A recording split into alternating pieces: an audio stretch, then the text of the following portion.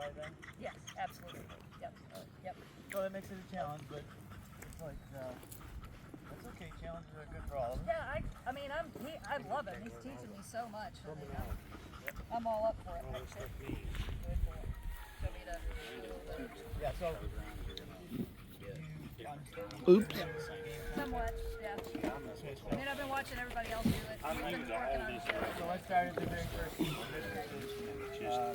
Arousal, understand, targeting, and then eventually we're going to create a strike and we'll see some bolts onto it and things like that. But then you don't quit there. Go for the re-engagement before you stop the exercise.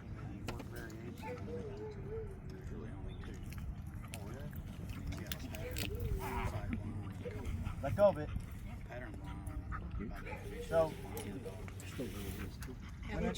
when the dog puts forth effort to target and strike and acquire, we want to say yes. You get it. You know, it's not about a fight. Okay. Got it. So do it again. Soon enough. And then you have to keep moving, not just stand there and sit and give it to you. Good boy. Good boy. Good. Sit. Sit is incompatible with that. So it's less about, that's okay that you dropped the bumper. What we really want to focus on is that other thing where he's ignoring us and checking out what you're doing. Alright, so now do the same thing. Am I doing it? Am I doing that piece? Okay. Well, I think you're checking off the boxes, right? Okay. You're checking off the boxes that he's chasing, he's targeting, he's striking. I mean, high drive dogs give us the ability to actually create purposeful movement, which increases their effort. Right. You know, a low drive dog, if they miss it, they might give up. A high drive dog is definitely not going to give up. So that's a skill to develop as a handler in the game. And the important part of that skill is if you want to create a miss, it does require pretty good timing. And you don't want to, I mean, I do it like this, so it's still linear in the dog's view. Right, okay. So that's, make it linear in the dog's view, but a really hard charging dog, even if you do that, they're likely to get it. So if you, for a really hard charging dog, if you want to create a miss, it's like this. Okay, yeah. And it's not like this. It's not like this because then they're going to target it. Yeah. It's so fast that they can't target it, and they, you know, it's like a bullfight with his cape. The dog goes that way and says, "Whoa!" and they turn around, and you get that second effort that is harder than the first effort. They go past it, and then they're going to flip around, and then your presentation's like this, and then they get it. Yep. And you've rewarded that extra effort.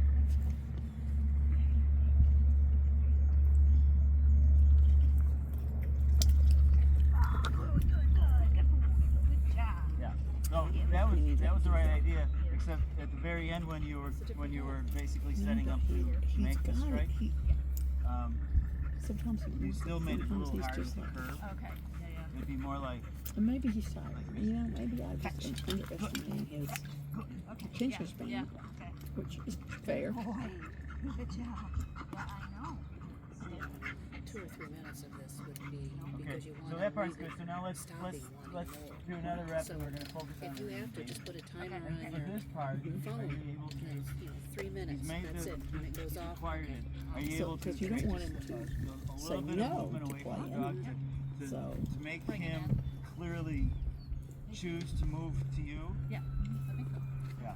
And if there's the slightest, so thinking about the dog that has a tendency to run past, like they're coming at you like, oh, he's coming to me, and then it's like this last minute turn.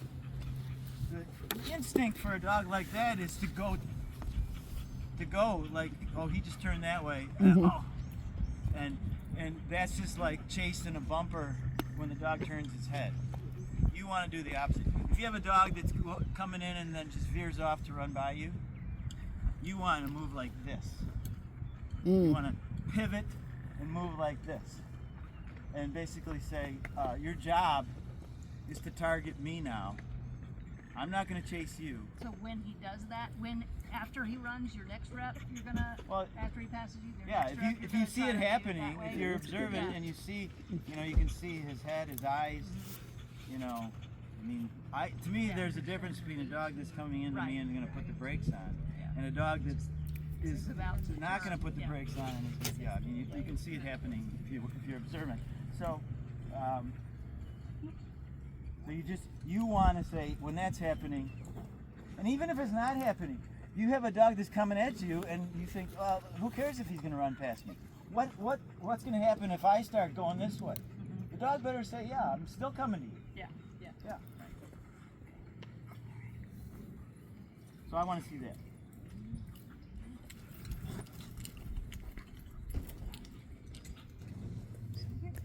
Leave it. Let's go. Complete the re-engagement. That's the job at hand here. Yeah, we're forgetting about the drop bumper. Because that's a totally different set of skills. Right. Yeah. But the re-engagement after the dog strikes and targets, that's 100% re-engage. We're trying to build that as an automatic. I think I got a little distracted because of the because I messed up the strike a little bit. I kind of moved it toward him, and I was like, "Oh, that was terrible." Okay, come on. What's his endurance when you're training? It's very good generally, but it's warmer today than we have been. And so let's see if we can. Yeah, I think you can keep going. Okay, ready?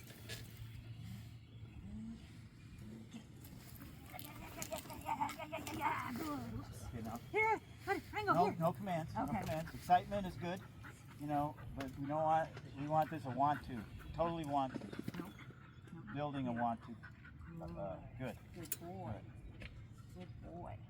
Yes, very good. Good job. Okay, so very good. I think you can work on the last re-engagement part. That would be on your homework list. Yep. And then now let's get to one of the things you brought up with this high drive dog. Right. You played the game. You've had several repetitions where he got the strike.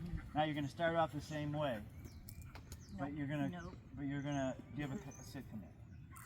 So that's the introduction to the obedience, the transition from chasing as hard as he can to sitting as fast as he can. Right.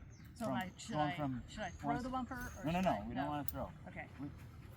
This is the way I usually start it because I think there's great success in modeling what you want your dog to do. Okay. First of all, it gives the dog a reason to pay attention because your body language, verbal commands. There is a downside to verbal commands. Dog doesn't have to be responsible for looking at you. If he says this person's always going to tell me what to do, and they're primarily nonverbal. So there's a great benefit to doing a lot of nonverbal work with your dog. It reinforces the dog paying attention to you visually, and it also takes advantage of their natural way of communicating, which is nonverbal. So I would want to model. Can I just borrow? Yep. We'll see if he gets a little anxious when somebody else says, "Oh, well, there you go." Okay, come All on. right. So without him, I'll model. So I'm doing my chase presentation. Sit. No. And so what about modeling behavior? I might throw a lot of movement in because I'm trying to promote, I want you to be moving. And so movement, if he models my behavior, excitement, I want him to be excited. All those things, I'm modeling that for him. So then when I want him to go from all that dynamic energy to an instantaneous sit, I model that in myself. So it would be like playing the game, sit. Very abrupt. And how many people almost naturally teach a dog, with this motion. So sit. I mean, it's the same motion. Brings the dog's head up, butt should go down. Pardon? He keeps going, starting to go for the bumper, and then you say sit, and he sits. So that's how I want to. So You're putting energy in. The dog is exhibiting, matching that energy. You say sit, and you go from this dynamic state to this motionless state, and you want your dog to model his response. So I have a question for mechanics, because you're holding the bumper with both hands. Can I just let go of the line? Oh, yeah, that's kind of force of habit. I do a lot of my game playing with two hands. Yep. But if you can let go of the line if you don't need the line.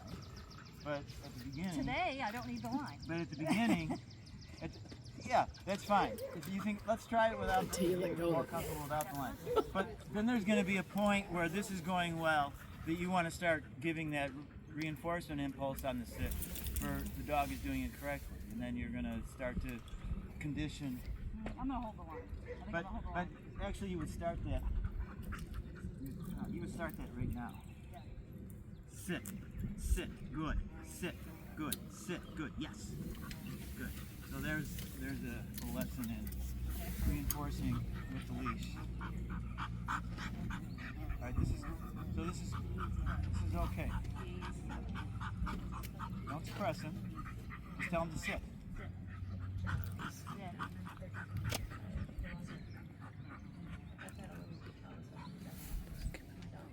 So she was saying easy, easy, easy, and to me, this is an exercise about maximum excitement. And then going from maximum excitement to a motionless sit. So we want to work at the extremes and go instantaneously from one to the other. So he doesn't get the bumper this time, right? Well, he does if he sits. Oh, he gets it if he sits. What you're looking for, like the standard that we're going for is an immediate transition from a high energy movement to a motionless sit. Yeah. And if you get that, Yeah. then it's yes. Yeah. Okay. Got it. Because we want to capture that. Later on, we're going to start to extend the sit, just like you do with almost any sit work. You know, it's distance, duration, distraction. So, but what we're focused on for this particular exercise is the response to the command. How quickly and how energetically does that dog respond to the command? In other words, the quickness of it might be as soon as I say sit, he starts going through the motions of sit, but it takes him like 5 seconds to actually get his butt down. Versus a dog that is like, you can almost hear his butt here that hit the ground. You know? It's like, whoa, that's the reward right there.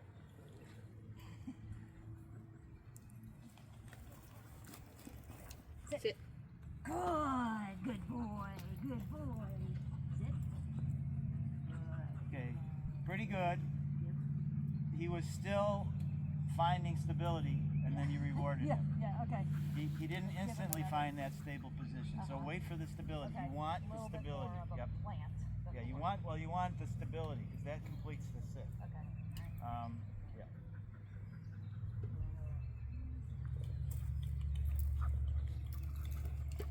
Sit.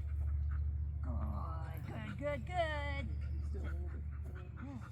Okay, you brought the bumper to him, and he broke his sit anyway. Right. So you might as well take the bumper away from him, and give him the command release. again, Yeah. and- okay. Yeah. 'Cause then you get a stronger reward, Yeah. and you don't produce a dog Got that it. moves from sit when he's not supposed to. Nope. Nope.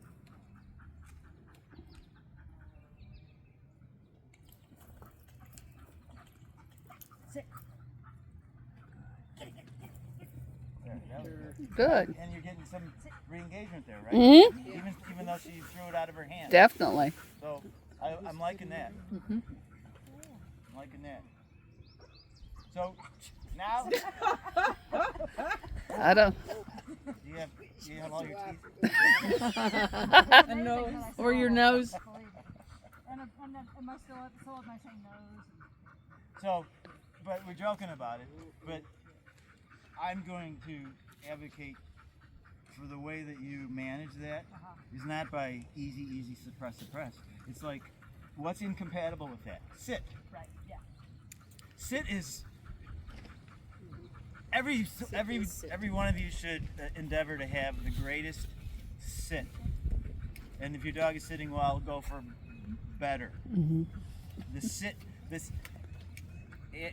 Andrea said, like, oh, it all starts going wrong, and what do? I don't know what to do. Tell your dog to sit. You have the ability to like call an official timeout. Sit. Get composed.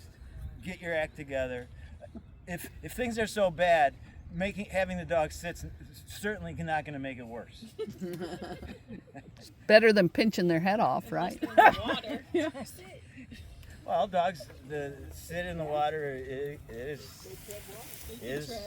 what we're working for. Yeah. Yeah, but that's also providing that your dog will, do it. Well, that's the whole point. If your dog won't do it, then what are you doing what you're doing? You're ahead of yourself. Yeah. I know Jonathan agrees with me because I looked at his website. And what is I can't probably say it word for word, but it starts off something like this. The first thing we do is Have you ever seen a dog that sat too good? So there's no debate on this point. Yeah, I know, but you have to see. But you have to get there. If you so this is kind of. I feel like if I have in my mind questions that my dog is not gonna sit or come or something, if that dog is not trained to do that with that kind of distraction or something, that you are basically reinforcing not doing that, right? Sure. So. And whose fault is it? The dog's fault? No, it's not. Okay. So I'm not saying it's the dog's fault, but what are you saying? What's your conclusion? Get to the conclusion. the conclusion is that you're not asking the dog, because you said, well, then you just, if the things go wrong, you just ask the dog to sit, and that's like, don't yeah, ask, you providing tell. that that dog will sit. Well, That dog can't sit. You don't need to be doing anything else. Exactly. I shouldn't be doing anything that I can't have It my would be dog unfair to sit. ask that dog to do anything at any distance away from you if he can't do it right at your feet under control.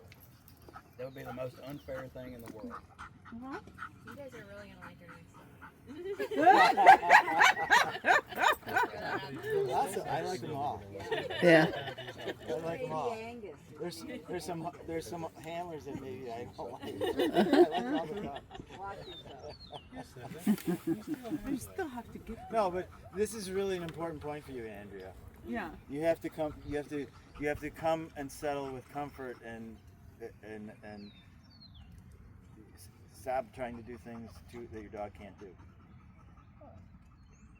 I know, but okay, it's not about me. It's just overall. If you don't know that you're not sure that the dog is gonna come or sit or down or whatever, then why would you even ask him to do that? Let's just say that I don't. We need. I don't know. Everything was going so perfectly until after the I opened comma. the mouth. Until after the comma. Yeah. The comma was, yes, that's true, but it should have said then why even do whatever your exercise is. You cannot predict every single time what's gonna happen. I can. You might be. No, you can't. I can. Okay, let's just decide. If I can't say to myself, my dog will sit, then the answer is, that idea that you had about what you're about to do something else. But Here's you the difference, cannot Andrea. predict. Here's where you're missing. And you're gonna get tired of me hearing this until you leave. My dog's gonna sit. His dog's gonna sit. Because if it doesn't sit, we have a way to reinforce it. You have zero way of It's reinforcing not sit. about me. I'm just. No, but let me finish. The reason you don't have a way to reinforce sit is because you don't use a collar. You know, you have your Oh. Once again, it's not about me. Let's just, it could be very nice. any kind of dog. It doesn't have to do field. And it decides to run across the street Can I use it this weekend? chasing the squirrel. I am a, You want to if take you yours? don't know